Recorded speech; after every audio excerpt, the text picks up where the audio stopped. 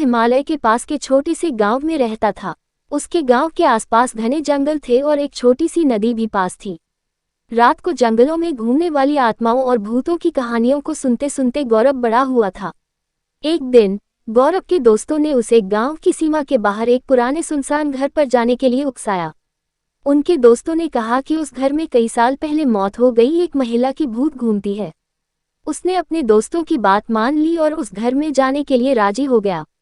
जब गौरव घर के पास पहुंचा तब उसे बहुत ठंड लग रही थी।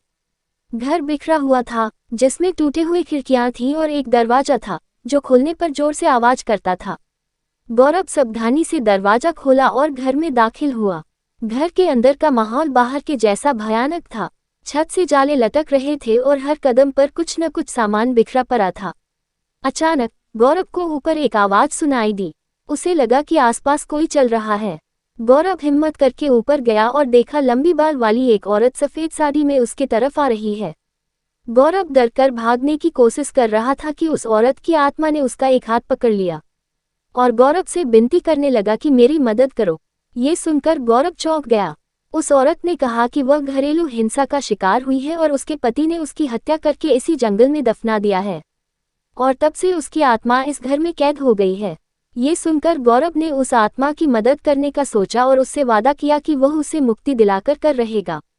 गौरव अपने दोस्तों की मदद से उस आत्मा की शरीर को ढूंढता है जो कि उसे एक पेड़ के नीचे मिलता है। फिर गौरव पुलिस को ये सूचना देता है और पुलिस उस आत्मा के पति को गिरफ्तार करता है और कोर्ट उसे आजीवन कारावास की सजा सुनाता है। गौरव एक पंडित को लेकर उस घर में जाता है और पूजा पाठ करवाता है। इससे उस आत्मा को उस घर से मुक्ति मिल जाती है और वह गौरव का धन्यवाद करती है। गांव वाले सभी गौरव के इस कारनामे से प्रसन्न होते हैं और उसे इनाम देते हैं। उस दिन से गौरव को भूत और आत्माओं से डर लगना बंद हो जाता है।